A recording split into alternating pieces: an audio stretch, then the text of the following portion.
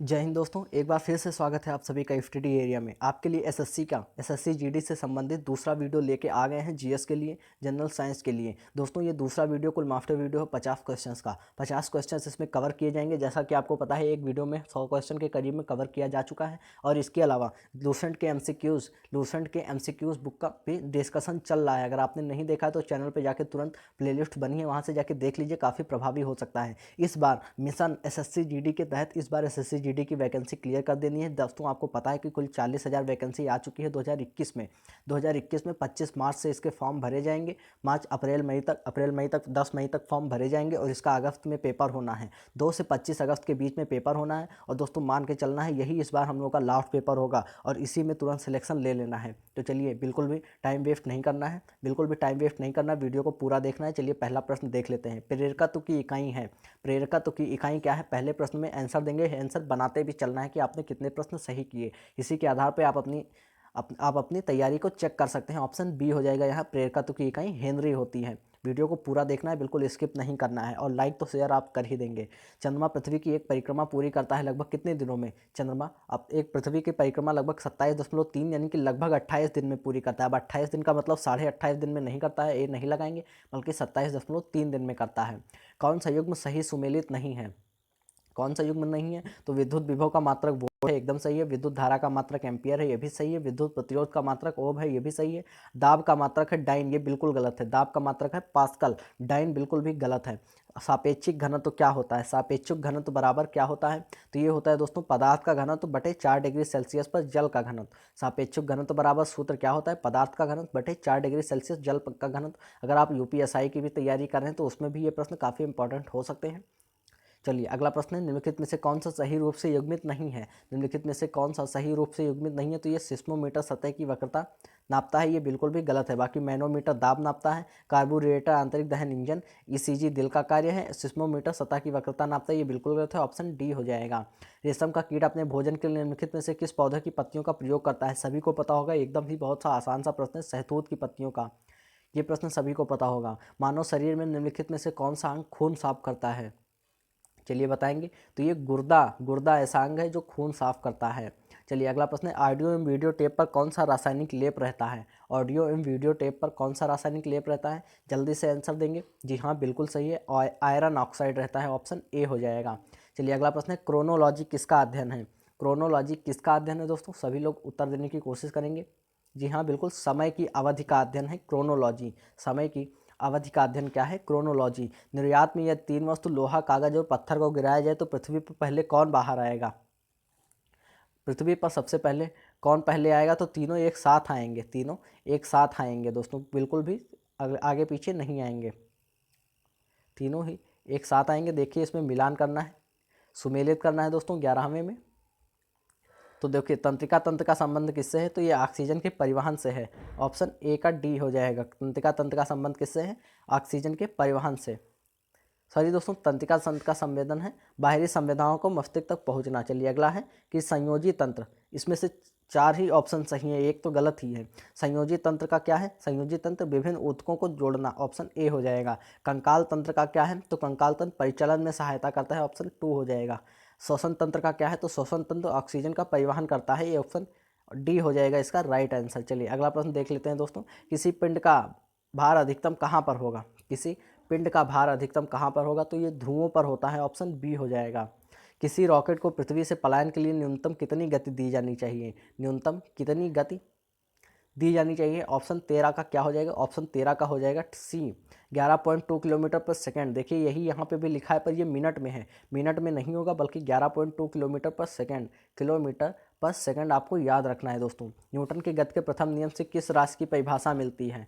Newton के गति के प्रथम नियम क्या है दोस्तों? प्रथम नियम है जड़त्व का नियम, तो बल की परिभाषा मिलती है। मास मवेशियों में आर्गोटिज्म रोग होता है। मवेशियों में आर्गोटिज्म रोग कैसा होता है? तो ये कवकों के द्वारा होता है। ऑप्शन सी हो जाएगा। सोडा वाटर क्या है? सोडा वाटर कैसा विलयन है? तो ये दोस्तों गैस और द्रव का विलयन है। गैस और द्रव का कौन सा गैस होता है? CO2, carbon dioxide gas. चलिए अगला प्रश्न है, सामान्य एल्कोहल के ऑक्सीकरण से क्या बनता है? सामान्य एल्कोहल के ऑक्सीकरण से क्या बनता है? तो ये बनता है एसिड। ऑप्शन सी, सॉरी दोस्तों, ऑप्शन सी हो जाएगा, एसिड बनता है। चलिए अगला प्रश्न है, निम्नलिखित विद्युत चुंबकीय तरंगों में से किसकी तरंग दैर्घ्य अधिकतम होती है? 18 का डी हो जाएगा, अवरक्त किरणों की तरंग दैर्घ्य अधिकतम होती है। ऊंचाई पर खाना देर से क्यों बनता है? 19 का आंसर देंगे, क्यों देर से बनता है? तो वायुमंडलीय दाब घट जाता है। वायुमंडलीय दाब घट जाने से ऊंचाई पर खाना देर से बनता है। अगला प्रश्न है, डीएनए संश्लेषण का प्रतिपादन किसने किया था? डीएनए संश्लेषण का प्रतिपादन किसने किया था? तो ये कॉर्नबर्ग ने किया था, ऑप्शन ए हो जाएगा, कॉर्नबर्ग ने। अगला प्रश्न है, चुंबकीय क्षेत्र प्रबलता का एसआई यूनिट होता है? 21, चुंबकीय क्षेत्र प्रबलता का एसआई यूनिट क्या होता है? तो ये टेस्ला होता है दोस्तों, ऑप्शन बी हो जाएगा। निम्नलिखित में से किस पदार्थ का कैलोरी मान न्यूनतम है? किस पदार्थ का कैलोरी मान न्यूनतम है? तो ये प्रोड्यूसर गैस का कैलोरी मान न्यूनतम है। यदि लाल फूल को हरे शीशे में से देखें तो यह दिखता है। लाल फूल को हरे शीशे में से या लाल रंग को हरे शीशे में देखें तो ये भूरा काला जैसा दिखाई देता है। अगला प्रश्न देख लेंगे दोस्तों, पेट में भोजन पचाने के लिए निम्नलिखित में से किसकी आवश्यकता खास होती है? वीडियो पूरा देखते जाना है, बिल्कुल भी बीच में स्किप नहीं करना है। अगर आपको बोरिंग लग रहा है तो ये ऊपर तीन डॉट जो बने हुए हैं वहाँ पे जाके प्लेबैक स्पीड को बढ़ा लीजिए, प्लेबैक स्पीड को 2x कर लीजिए, स्पीड अच्छी हो जाएगी, तेज़ हो जाएगी और वीडियो भी जल्दी ख़त्म हो जाएगा। पेट में भोजन पकाने के लिए निम्नलिखित में से किसकी आवश्यकता खास होती है? खास किसकी आवश्यकता होती है? तो ये एंजाइम्स की होती है। बिना एंजाइम्स के पेट में भोजन नहीं पच सकता है दोस्तों। ग्रीष्म काल में हमें सफ़ेद वस्त्र धारण करने की सलाह दी जाती है, क्योंकि दोस्तों सफ़ेद वस्त्र ताप का कम अवशोषण करते हैं, ऑप्शन सी हो जाएगा। अगर आपको आता था तो बहुत अच्छी बात है। विद्युत रूप से परमाणु क्या है? विद्युत रूप से परमाणु क्या है? 26 का आंसर देंगे तो ये उदासीन है दोस्तों, परमाणु उदासीन है।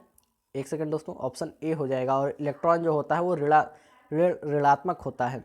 प्रेशर कुकर में सब्जियां जल्दी पकाई जा सकती हैं, क्यों जल्दी पकाई जा सकती हैं? क्योंकि दाब बढ़ जाने से क्वथनांक बढ़ जाता है। जब बंदूक से गोली दागी जाती है तो पीछे की ओर धक्का लगता है, क्योंकि 28 का आंसर देंगे, क्यों धक्का लगता है? क्योंकि गोली बहुत तीव्र गति से बाहर निकलती है, ऑप्शन। एक सेकंड दोस्तों, जब गोली बाहर दागी जाती है तो क्यों लगता है? क्योंकि क्रिया के विपरीत प्रक्रिया होती है। तीव्र गति से बाहर निकलती है तो सही है, पर वो क्रिया विपरीत प्रक्रिया भी लगाती है। इलेक्ट्रॉन के खोजकर्ता कौन थे? तो ये थे जे टॉमसन। जहाँ कहीं कहीं ये थॉमसन लिखा होता है, कहीं कहीं ये टॉमसन लिखा होता है, पर याद रखना है। चलिए अगला प्रश्न है, ब्लैक होल सिद्धांत की खोज किनके द्वारा की गई थी? ब्लैक होल सिद्धांत की खोज किनके द्वारा की गई थी? तो ये एस चंद्रशेखर के द्वारा की गई थी। शरीर में हीमोग्लोबिन का क्या कार्य है? शरीर में हीमोग्लोबिन का क्या कार्य है? तो ये है ऑक्सीजन का परिवहन, ऑप्शन ए हो जाएगा, ऑक्सीजन का परिवहन। बीज की बुआई के समय सामान्यतः निम्न में से किस उर्वरक का प्रयोग किया जाता है? किस उर्वरक का प्रयोग किया जाता है? तो ये पोटास का प्रयोग किया जाता है बीज की बुआई के समय। अगला प्रश्न है, धावन सोडा या वॉशिंग सोडा, धोने का सोडा क्या है? धोने का सोडा क्या है दोस्तों? 33 का आंसर देंगे तो ये है सोडियम कार्बोनेट। एक सेकंड दोस्तों ध्यान देंगे, क्या है ये है सोडियम कार्बोनेट। चलिए अगला प्रश्न देख लेते हैं, मॉन्ट्रियल प्रोटोकॉल निम्न से संबंधित है। मॉन्ट्रियल प्रोटोकॉल किससे संबंधित है? तो ये ए ओजोन अवक्षय से संबंधित है। चलिए अगला प्रश्न है, कार्बन का न्यूनतम प्रतिशत किसमें है? 35 का आंसर देंगे, कार्बन का न्यूनतम प्रतिशत किसमें होता है? तो ये पिटवा लोहा में है। पिटवा लोहा में सबसे न्यूनतम होता है कार्बन का। अगला प्रश्न है, कपास प्राप्त होती है। कपास किससे प्राप्त होती है? सभी को पता होगा दोस्तों, बीज से प्राप्त होती है कपास। भारत में किस किस्म की कॉफ़ी का उत्पादन किया जाता है? किस किस्म की कॉफ़ी का उत्पादन किया जाता है? जब तक मैं क्वेश्चन बोलता हूँ आप आंसर सोच लिया कीजिए। ये वर्बिका किस्म की कॉफ़ी का उत्पादन किया जाता है। 37 का बी हो जाएगा, वर्बिका। वह गैस जो नोबल गैस कहलाती है। नोबल गैस कौन सी कहलाती है? तो ये हीलियम गैस है जो नोबल गैस कहलाती है। और अगर पूछा जाए कि ब्रह्मांड में, पूरे ब्रह्मांड में सबसे ज़्यादा कौन सी गैस उपस्थित है, तो ये हाइड्रोजन गैस हो जाएगी। अगला प्रश्न है, नोबल गैस, हीलियम गैस। कौन सा तत्व स्वतंत्र अवस्था में पाया जाता है? कौन सा तत्व स्वतंत्र अवस्था में पाया जाता है? सल्फर। सल्फर एक है जो स्वतंत्र अवस्था में पाया जाता है। सूक्ष्म जीवाणुओं से प्राप्त में तत्व कौन से हैं जिनका उपयोग सूक्ष्म जीवाणुओं को नष्ट करने के लिए प्रयोग किया जाता है? कौन सा है? तो वो है प्रतिजैविक। ये जीवाणुओं से ही प्राप्त होते हैं, जीवाणुओं को ही नष्ट करते हैं, प्रतिजैविक हो जाते हैं। सर्विस स्टेशनों पर मोटर कारों की जांच की जाने वाली प्रदूषण जांच द्वारा निम्नलिखित में से किसकी जांच व अनुमान किया जाता है? किसका जांच व अनुमान किया जाता है? तो ये किया जाता है नाइट्रोजन व सल्फर के ऑक्साइड का, नाइट्रोजन व सल्फर के ऑक्साइड का। चलिए अगला प्रश्न है, आर्क लैंप का आविष्कार किसने किया था? 42 आर्क लैंप का आविष्कार किया था, किसने किया था? आंसर देंगे, डेवी ने किया था, ऑप्शन ए हो जाएगा। चलिए अगला प्रश्न, कौन सी जांच पितृत्व को सुनिश्चित करती है? कौन सी जांच? तो ये डीएनए जांच से ही तो पता चलता है कि उसका पिता, बच्चे का पिता कौन है। तो ये डीएनए फिंगरप्रिंटिंग पितृत्व को सुनिश्चित करती है। प्रसिद्ध बिग बैंग थ्योरी किस मुख्य सिद्धांत पर आधारित है? प्रसिद्ध बिग बैंग थ्योरी किस मुख्य सिद्धांत पर? तो ये डॉपलर प्रभाव पर आधारित है। चलिए अगला प्रश्न देख लेते हैं, बादल किस मंडल में अवतरित होता है? बादल किस मंडल में होता है? तो ये क्षोभ मंडल में होता है, ऑप्शन बी हो जाएगा। फलों के अध्ययन को क्या कहते हैं? फलों के अध्ययन को क्या कहते हैं दोस्तों? पोमोलॉजी कहते हैं, ऑप्शन सी हो जाएगा। ध्वनि तरंगे किस दर से यात्रा करती हैं? 47 का जवाब देंगे, किस दर से? तो ये 1100 फीट प्रति सेकंड, यहाँ पे फीट में दिया है, 1100 फीट प्रति सेकंड की दर से यात्रा करती हैं। समुद्री ककड़ी सी कुकुम्बर निम्नलिखित में से किसे इंगित करती है? सी कुकुम्बर किसे इंगित करती है? तो ये एक समुद्री अकशेरुकी इन्वर्टिब्रेट को इंडिकेट करती है। चलिए दोस्तों अगला प्रश्न देख लेते हैं। खाद्य संसाधन एवं संचय द्वारा कौन से पोषण तत्व अधिकांश रूप से प्रभावित होते हैं? खाद्य संसाधन एवं संचय द्वारा कौन से पोषक तत्व अधिकांश रूप से प्रभावित होते हैं? कौन से होते हैं? तो ये कार्बोहाइड्रेट होते हैं, ऑप्शन बी हो जाएगा, कार्ब्स। चलिए अगला प्रश्न है और लास्ट प्रश्न है इस सेट का।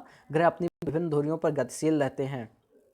ग्रह अपनी विभिन्न धुरियों पर गतिशील रहते हैं, किस लिए? तो ये गुरुत्वाकर्षण तथा अपकेंद्र बल के कारण, गुरुत्वाकर्षण तथा अपकेंद्र बल के कारण। इस तरह ये सेट का कुल 50 प्रश्न यहीं पे समाप्त होता है दोस्तों। अगर यहाँ तक वीडियो देख रहे हैं तो आपका बहुत बहुत धन्यवाद। वीडियो को लाइक करके चैनल को सब्सक्राइब तो आप कर ही लेंगे। अगर आपको वीडियो पसंद आई है तो वीडियो को अपने दोस्तों में शेयर कर दें।